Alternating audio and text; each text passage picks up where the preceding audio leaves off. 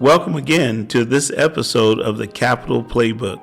My name is Charles Williams. I am the owner and managing member of Pioneer Realty Capital, and today we're extremely excited to be talking to a representative from the Nova Group. This is a group that's dedicated and committed to reducing our carbon footprint.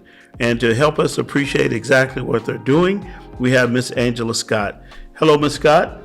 Hi, Charles. How are you doing? I'm doing well, sir. How are you? I'm doing really, really well now that I pronounced the name of your company correctly. I think we're off to a better start. So this whole idea of reducing the carbon footprint has become a very big topic of late. Tell me, what does that mean from your perspective and Nova's perspective, and what exactly are you guys doing to have an impact on the carbon footprint? Well, first and foremost, Nova Group GBC is an environmental and property condition assessment and due diligence services company. We provide all due diligence services that are required for lending purposes. So our clients are banks and lenders and investors and property owners, and that's our core business. We are a for-profit business. Mm-hmm. However, we have decided to organize as a general benefit corporation. So what this means, most people know this as a B corporation, and what it means is that we are taking seriously our commitment to our communities, to our people, to the services that we provide, and to the planet. So we're making ourselves legally accountable to hit certain benchmarks of sustainability. So following on the United Nations Sustainable Development Goals, mm-hmm. B corporations are organized around taking measures toward meeting those goals. So as part of our commitment to the environment, we have committed to be net zero by 2030. So we produce carbon neutral reports. And our pledge really is to do everything that we can, even on an individual basis, to be aware of what's going on around us and to take the necessary steps. Wow, that's very interesting. So, we always hear about energy conservation measures and about designing properties or projects in such a way as that we reduce our requirement for fossil fuels. And as a general benefit corporation, you guys have made that part of your mission to make sure that we get there. Is that correct? Absolutely. We actually have been home officing for over 10 years now. Mm-hmm. We do still have 6 or 7 locations in the United States and 5 offices in Europe, but we have over 300 employees who office out of their homes, very specifically to reduce our carbon footprint. Wow. So now how did you get started in the industry? So I got started in the industry back in 1995. I was dating someone who was getting a master's degree in environmental science. Mm. And I became interested in the field and learned how to do environmental site assessments, learned how to do property condition assessments, and spent couple decades doing that type of work hands-on. Mm-hmm. I do love being in the field. I love looking at properties and working with property owners and with banks and lenders and clients. Every property has its own story. So right. I find that part of it to be fascinating. I also love the idea of figuring out what our clients need and developing innovative solutions to their problems. We recognize that every client has very specific needs, mm-hmm. and kind of want to make sure that we hit the mark. So I always say this, that all of us consultants, we're selling about the same thing. We're doing the same scopes. We're charging about the same amount of money, and we turn it around in about the same amount of time. So what's different about us? Well, we are committed to excellent customer service, and we're committed to long-term relationships with our clients. So that responsibility really does carry over into what we're doing. Being an organized, a general benefit corporation, it's huge for us. We just got our certification, and it's very exciting. It's a very exciting time. Wow, very. So to really fully help me understand how you help me as a business or a property owner, let's say that I acquire a property, and it's a property, I really don't know the environmental history of the property. I may not fully understand how the property operates in terms of its efficiency. And I call you up, and we engage, and you guys are going to go out and do a report for me. What can I expect from that? And we're talking about a property assessment report. What are some of the key benefits that I'm going to gain from that report that you prepare for me? Well, that's a really good question, and it's a series of reports. So different divisions handle different things, but first and foremost, we conduct an environmental site assessment. Okay. The standard just changed, so the ASTM standard E1527 used to be -13, and now it is -21. So there is a new ASTM standard that is driving the requirements for environmental site assessments. When we give you that report, you're going to learn about the land use history of your property. You're going to learn about the land use history of your neighbors. And we also are going to look at regulatory databases to be able to assess whether or not there is a history of any sort of potential environmental contamination on the property or on your neighbor's property. So that's really important because as a buyer and also as a lender, we don't want for you to purchase a property that has issues, that ends up being a really big problem that you don't know about. So the industry is driven also by innocent landowner defense. So when you engage an environmental site assessment in accordance with the ASTM standard, you're going to get some protection as a result of that. So that's the first thing. Oftentimes, the environmental site assessment is done in conjunction with a property condition assessment. And this is usually required by lenders to assess the general condition of a property. And we'll put together a schedule that lets the bank or the lender know how much money we expect for a property to have to spend over the life of the loan. And that also will just give you an idea of the general condition of the property and things that need to be fixed. So, yeah, and that's those are the core.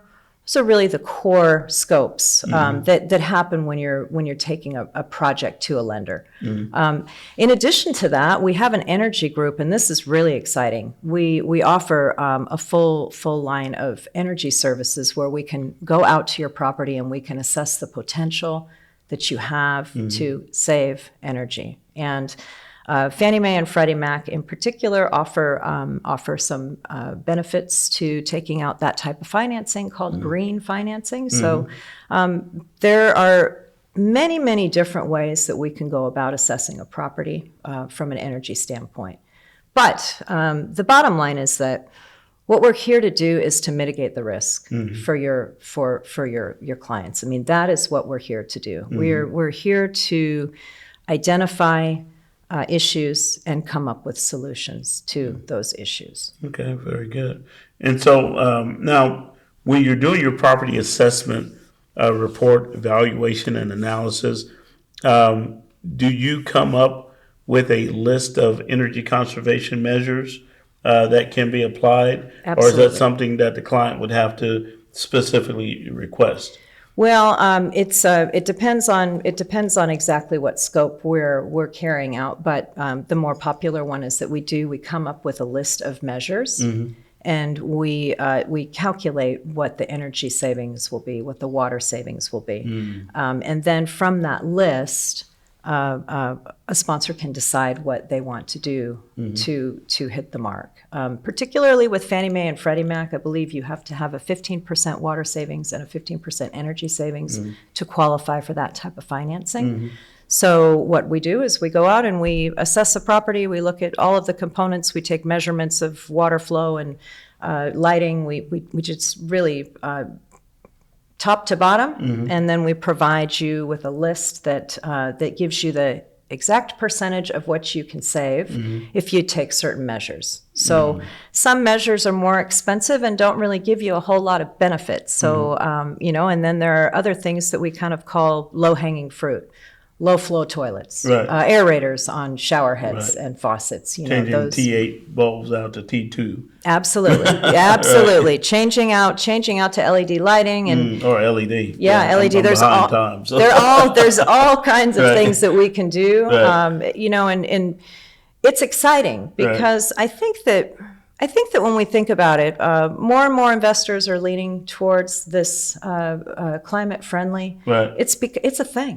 Yeah. Well, in It's fact, a thing, Charles. I mean, it's a thing. So well, I think we're seeing it because now the agency lenders, in fact, the U.S. government is now starting to regulate, or not quite regulate now, but eventually they're kind of moving towards regulating what are called ESGs, these energy savings. I forget what it stands for. Energy. it is. It's ESG. It's environmental, social, and governance. Yeah, environmental, social governance. Essentially, what it means is that if you present a project and you're going to qualify for one of the green programs, or you're going to get this special financing, they're going to require building owners to prove that they have implemented these environmental solutions, and that they're actually having an effect. Is that the way you understand it? That is the way that I understand it. So ESG is basically an organizational framework that we put into place, or that organizations put into place to be able to demonstrate their movement towards being more responsible with the environment and with society. So now, if the government now forces building owners to prove that they're qualifying for or living up to these standards, how is that going to affect your business? Well, we have a fabulous energy department and an ESG department, and they are quite busy these days. Everyone wants to get in on a little piece of this ESG action, right? No question about it. So I would expect that it's going to become a regulated requirement at some point. Yeah. It's a hot topic. I mean, right now it's voluntary for the most part, but we do expect it to move in the direction that other things have moved. Certainly when you're talking about the GSEs, you know, with the government-backed enterprises. So we expect for it to keep moving strong. Yeah. I don't think it's going away anytime soon. I don't think so either. In fact, there's a new product that was brought to my attention recently, and it's called the Green Bond. Have you heard of that? I have not. So there's a green bond where you can issue bonds, financeable bonds on the primary market for sale to fund your project if your project meets certain ESG standards. And it's a thing. that's a thing. Yep. And so now we're starting to see, because I've always said that if you ever want to know why certain things are done or maybe not done, follow the money. True. Right? So as the money starts moving in a certain direction, you know, with your government agency lending, with now the private side with these bonds are starting to move in a certain direction. Investors are wanting people to be more socially responsible, to have a meaningful impact on reducing the carbon footprint. I think we're going to see a big change.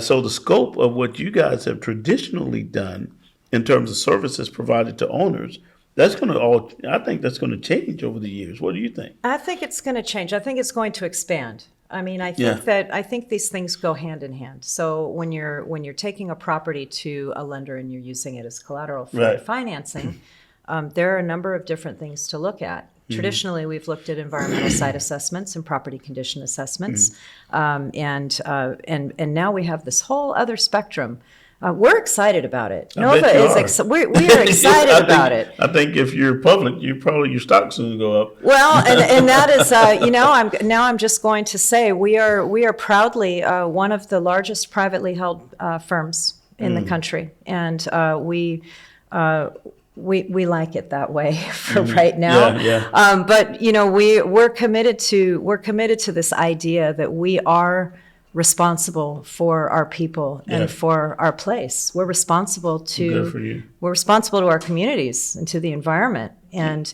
it's very gratifying for me. I've been in the business now for, oh gosh, I don't want to admit it, Charles, 27, 28 years. Oh, wow. And finally, it's not just about making money. I mean, making money, of course, is what everyone is working for. Certainly not for our health for the most part. But this idea that we can take an organization that is a for-profit organization and turn it into something that's bigger than ourselves is really, really exciting. That is exciting. It's really, really exciting. Yeah. So, and you guys have taken a lead in that, because you mentioned to me earlier that because of your consciousness about reducing the carbon footprint, you guys started working from home. What was it? 10 years. 10 years ago. 10 years, over 10 years. Wow. Yeah. So we do have we just redid our corporate offices in St. Louis Park, Minnesota, and it's very cool. We have it set up as it's kind of a hotel. So if people want to go in and visit, to take a visit to corporate, we have rotating workspaces, so that one workspace is not sitting empty, taking up electricity and space and all of that stuff. So, we are starting right where we're at. We are all home officing because it's good for the environment. When we started doing home officing over 10 years ago, electric cars were not widespread. So I think that was maybe part of the impetus for it. So you guys started it. No, I'm joking. I should be so lucky. I should be so lucky. But we are, we're really excited about taking the lead here because, to my knowledge, we are the only firm of our kind that has made a legal commitment to sustainability, and this is an exciting time. Yeah, it's an exciting time to be on the forefront and to be leading a movement that is worthwhile. We're responsible for each other and for our future generations. Absolutely, we are. And for those in our audience that are not aware of what a GBC is, General Benefit Corporation, it is a relatively new designation that really describes the mission of the corporation. It defines that corporation as a group who's made a commitment to social responsibility, and that's what your firm has done. Not only are you in the space by providing these services and making sure that owners know exactly what their options are when it comes to implementing these energy conservation measures or qualifying for these, what do you call them, GSC backed yeah. lending. Yes. My mind is not working well today, but GSC backed lending. Not only are you doing that, but you also continue to provide those services that protect the investment of your of those owners or those lenders that are associated with that project. Now, we talked about how you're adding value in those ways. But if you were to sum up your value proposition to your client group, the ones who benefit the most from your product or your service, how would you sum that up in a simple sentence? Well, we provide innovative solutions to our clients. We work for lenders, developers, banks, anyone who is acquiring a property, selling a property, refinancing a property. And what we do is we mitigate risk. We are doing risk assessment to figure out how to protect our property owners, our clients, and also our tenants. Yeah, or any stakeholder. Any stakeholder. Yeah. And that really is the idea behind being a general benefit corporation, that we're making a commitment to all of the stakeholders, not just to the shareholders. We're going beyond that because we should go beyond that to our communities and to our environment. We should. It's time. Yeah, and it's exciting. These are things that if no one takes the lead in addressing these issues, we're going to be in trouble. So we're excited the fact that you guys, the Nova Group GBC, General Benefit Corporation, is in the forefront, taking the lead, showing that social responsibility, even demonstrating that for over 10 years, a commitment to making sure that you reduce the carbon footprint. And it goes beyond that too, Charles. I'm going to tell you one of the main reasons why I went to Nova is because there is so much diversity in our staff, and there are so many women in leadership positions. As you are well aware, commercial real estate really has been male-centric for quite some time. Has, yeah. And Nova Group... And not just any male. No, and not just any male. True that. I feel you. And we that's one of the main draws for me when I looked at their structure to see who's at the top, or who, where are the leadership positions, who are the people that are leading the charge, and many of them are women. And that's when I knew that it was my space. So you guys show social leadership in a lot of areas. Absolutely.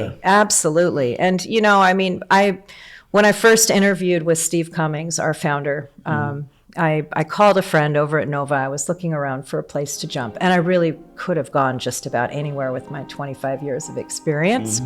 And Steve called, and the first thing he said to me was, let's talk. Let's have a conversation. Let's see if our values align.